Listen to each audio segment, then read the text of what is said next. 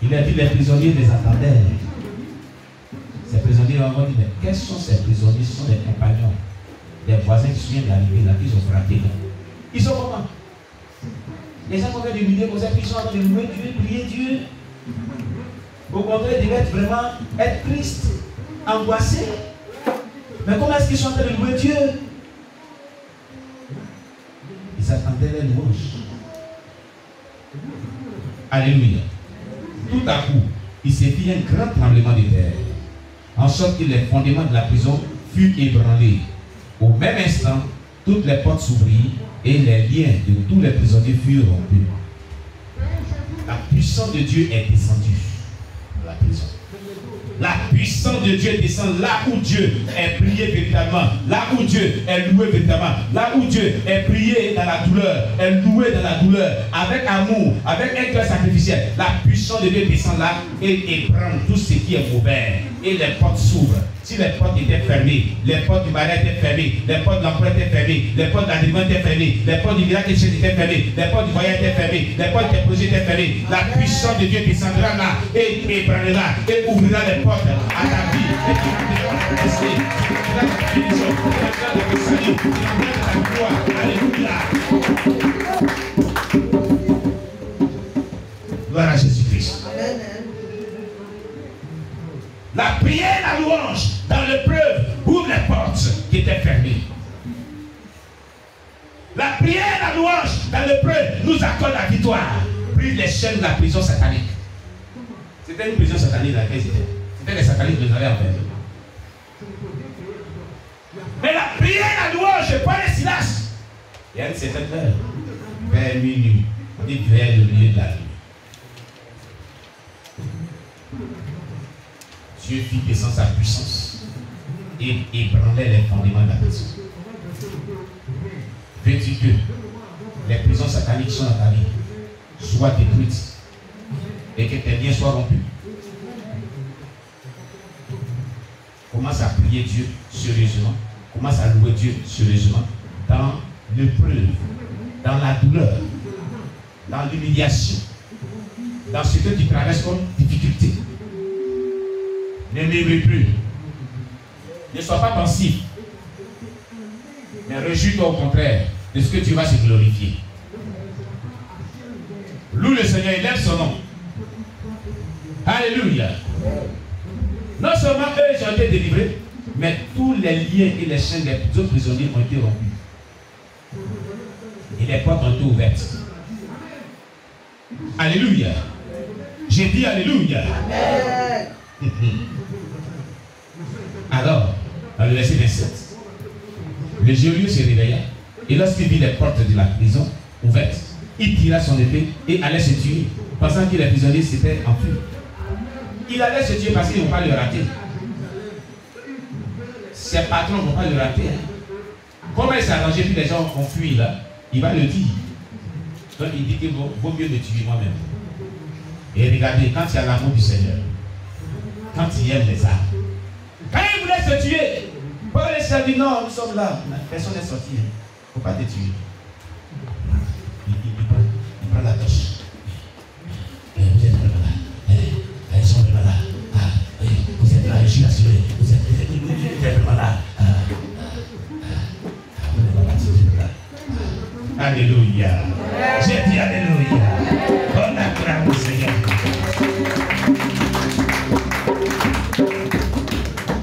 Ça l'a étonné lui-même. Il était dépassé. Il était étonné. Ils sont là. Mais ça aurait été d'autres personnes. Ils allaient fuir ou partir. Mais ils sont là. Ils allaient m'attraper moi-même, se venger de moi, me tuer. Mais ils n'ont pas fait du mal. Quelles sont ces personnes-là? Qui sont-ils? Il y a quelque chose de spécial avec eux. Il y a quelque chose d'étrange avec eux. Il y a quelque chose que je n'ai pas qui est dans la vie. Oh, quand tu es un enfant de Dieu, tu ne rends pas le mal par le mal. Tu ne rends pas le mal par le mal. Mais si on te fait le mal, tu fais du bien à ton prochain qui t'a fait du mal. Et je vais dire à quelqu'un, quiconque t'a fait du mal au cœur, fais-lui du bien. Alléluia. Silas pourraient se venger de lui. Et tous les autres prisonniers pourraient se venger de ce geôlier. Ils n'ont rien fait de mal. Ils étaient là, dans le calme. Alléluia. Alléluia. Amen. Ne fais pas le mal à quiconque a fait du mal. Fais-le du bien. Quand j'ai souffert, plusieurs personnes ont eu à faire des choses contre ma vie. Ont eu à dire des choses contre moi dans la vie. Le Seigneur me prévenait que le jour où je vais te bénir, quand je vais te bénir, ne fais pas le mal à toutes ces personnes. Et j'ai toujours respecté ça jusqu'au jour. Alléluia. Ne fais jamais du mal à quiconque te fait du mal. Mais en mieux place du mal, fais-le du bien toujours. Dieu te l'aidera toujours. Dieu t'accordera toujours la victoire sur tes ennemis. Alléluia. La force d'un enfant de Dieu véritable, c'est de faire du bien lorsqu'on lui fait du mal. Comment on reconnaît un véritable enfant de Dieu? C'est par là qu'on le reconnaît. C'est l'un des signes qui atteste qu'il est un véritable enfant de Dieu. Jésus dit, ne rendez pas le mal pour le mal. Si vous êtes vraiment les enfants de Dieu, ne rendez pas le mal pour le mal. Mais en lieu place du mal, rendez le bien. Faites du bien. Alléluia. Je dis Alléluia. Alors, ce geôlier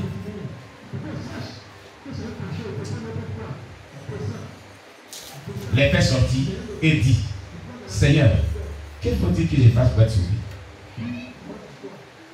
Pourquoi il peut parler comme ça? Il a demandé à Paul, qu'est-ce qu'il doit faire pour être sauvé? C'est parce qu'il avait appris dans la vie qu'ils annonçaient l'évangile. Du salut. Il était touché par l'onction de Dieu. Il était touché par la puissance du Saint-Esprit. Et il demanda, qu'est-ce qu'il doit faire pour être sauvé? On ne lui a pas dit, Jésus t'aime. Non. C'est la puissance de Dieu qui s'est démontrée, qui l'amène à avoir cette réaction. Écoutez, la manière la plus efficace d'annoncer l'évangile, c'est par la démonstration de sa puissance.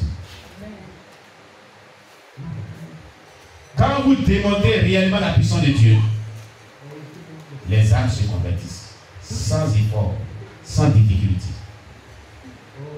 Il demande même à être avec vous. Vous comprenez? Alléluia. Dieu cherche des enfants de Dieu qui vont vraiment avoir une telle réaction de par leurs actes, de par leurs propos, de par leur manière de vivre, vont amener des personnes à la conversion, au salut, à la transformation. Alléluia.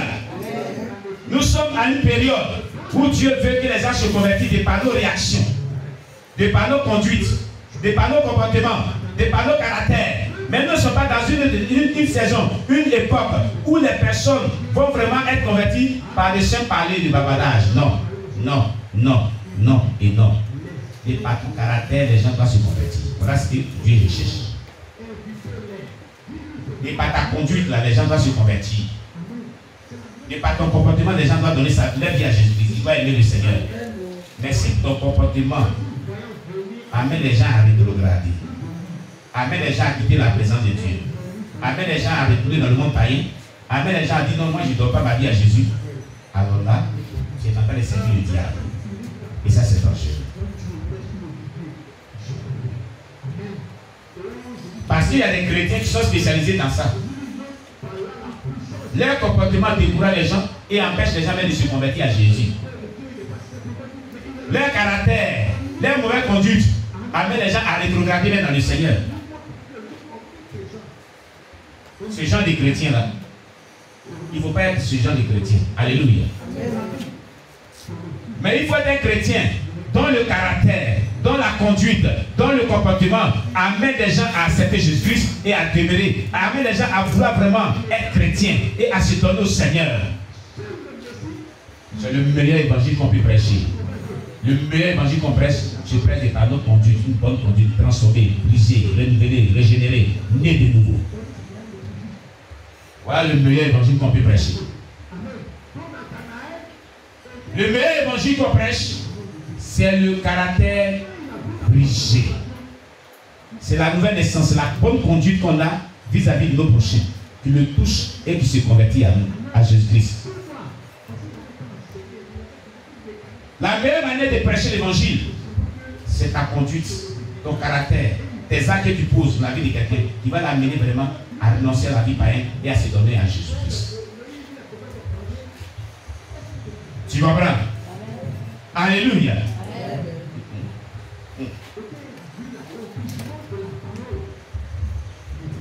Gloire à Jésus. Il est important que, en tant qu'enfant de Dieu, ton caractère, ton comportement, ta conduite, ta manière de vivre impacte les gens et que les gens reçoivent l'amour du Seigneur et que les gens vraiment se convertissent à Jésus-Christ.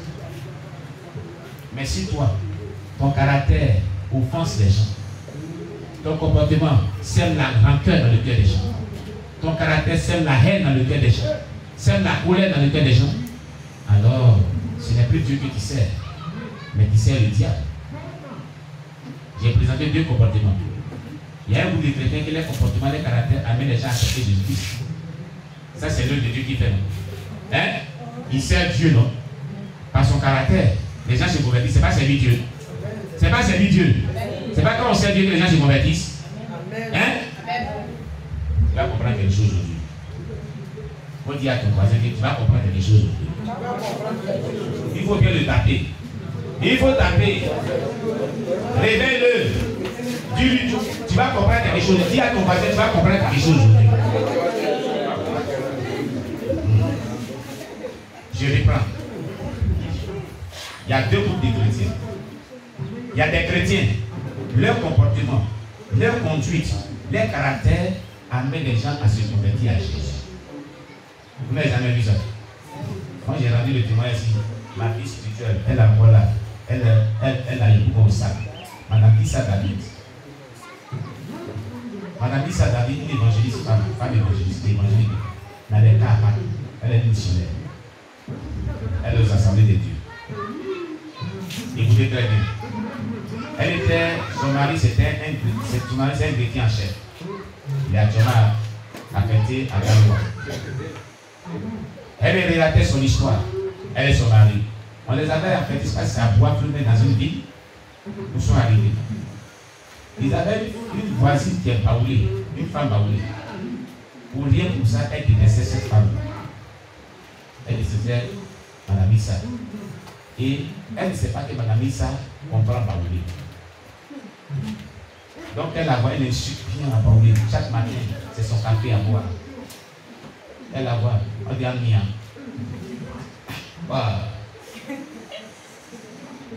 Océanon l'air. Mais dis pas. Et puis elle insulte. Elle insulte. La femme là, son mari dit, hey, son mari dit à Baoulé, hey. Et si la femme là comprend ce qu'il dit là, elle dit, viens. Océanon l'air. En timba.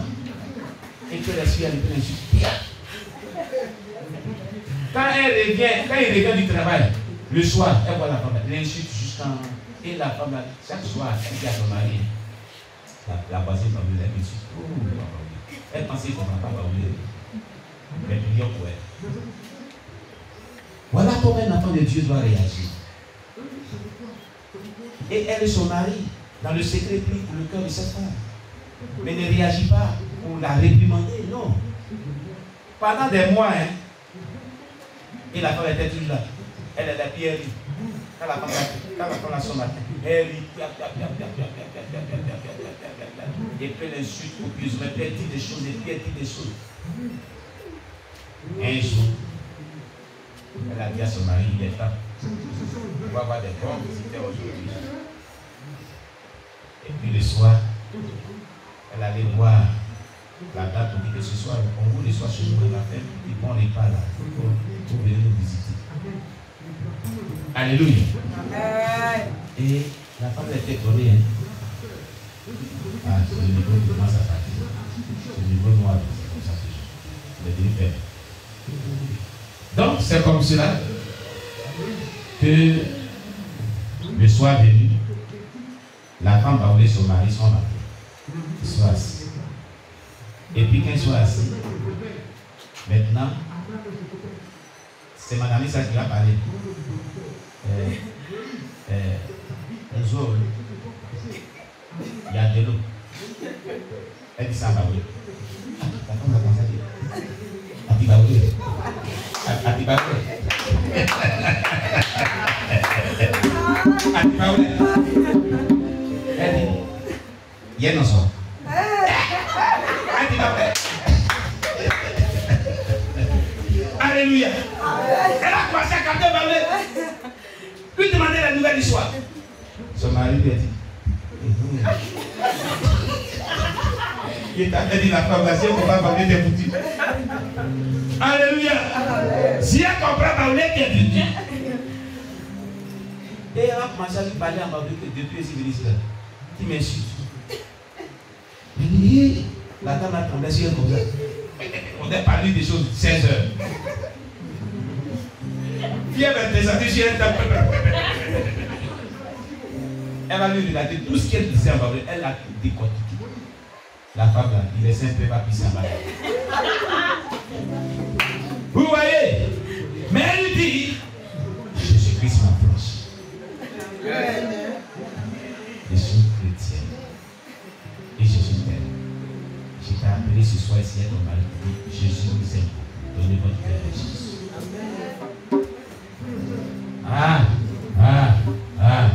La femme l'a dit, tu es chrétienne. C'est si bien. Comme il fait lui, moi je suis pas chrétien. Demain matin, alors je compassionne, je donne ma vie à Jésus. Demain matin, alors je suis pasteur, je vais donner ma vie à Jésus. Et c'est comme ça, le matin, effectivement, elle et son mari sont allés se convertir dans la main du pasteur. Ils ont donné la vie à Jésus. Des années plus tard, il y a 2 ans de cela, elle dit qu'elle était à Yébo, elle est allée au marché de Yébo, et elle est en train de faire ses achats. Il y a une femme qui descend, elle est assise. Elle dit, venez, voilà la femme qui a fait qu'elle donne ma vie à Jésus. C'est la seule vraie chrétienne. Et puis elle fait à tout dans la rue, là, pour le marché, les gens les regardent. Elle dit, c'est la seule vraie chrétienne, c'est grâce à elle qu'elle a donné ma vie à Jésus-Christ. Voyez-vous comment c'est merveilleux. Il y a des personnes, des palais caractère, des palais conduite qui amènent les gens à la conversion. C'est le vrai évangile qu'on doit prêcher. Et en le faisant, ils servent Dieu d'une autre manière, mais d'une bonne manière. Ils prouvent aux gens qu'ils sont vraiment des enfants nés de nouveau dans le Seigneur, des véritables chrétiens. Un véritable chrétien est né de nouveau, son caractère est changé. Son caractère, oh mon Dieu. Mais cette femme dans son passé, elle frappait les garçons. On appelle les malades. Non. Tout ça région dans la porte. Mais ça prouve qu'elle était bien brisée. Elle n'a pas eu de reste. Elle dit avant, ça là. Le premier jour, elle a cassé la gueule de la femme. Elle dit, c'est la plus parler de maman. Mais c'est le Seigneur qui m'a brisé.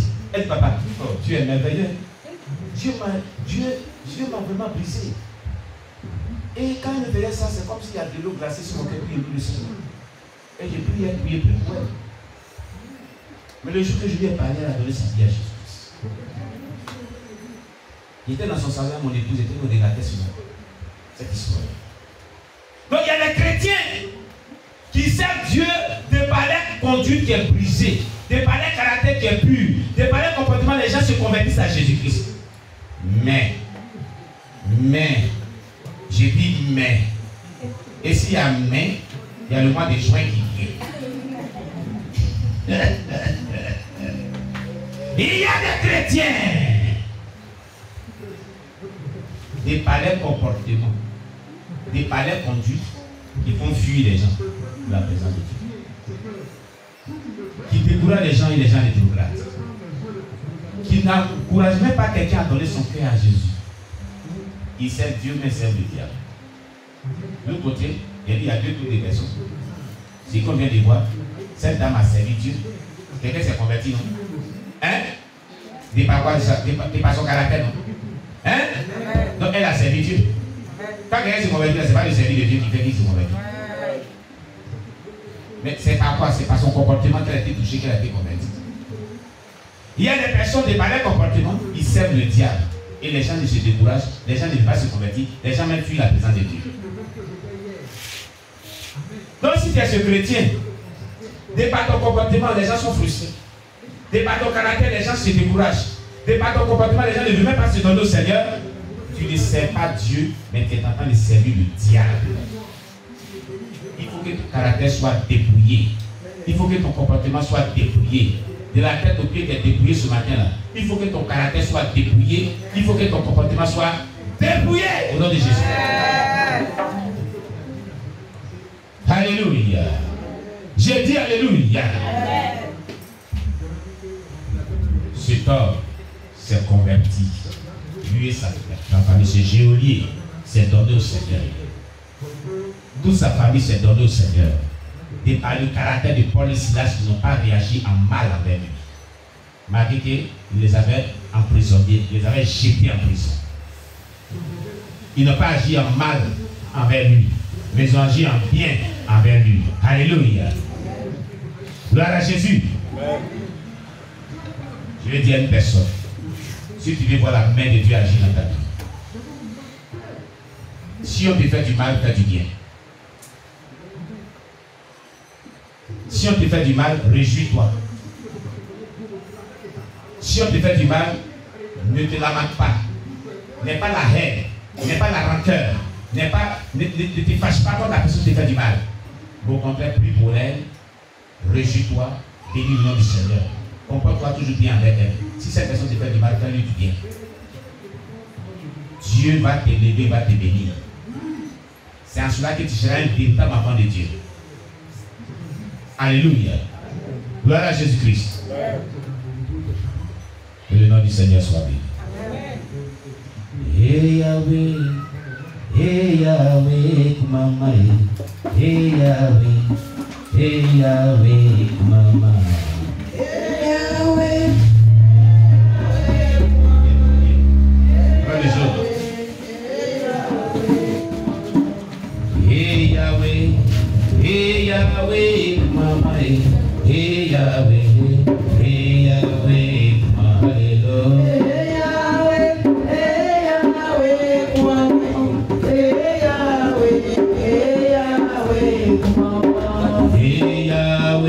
hey Yahweh, mama, hey Yahweh.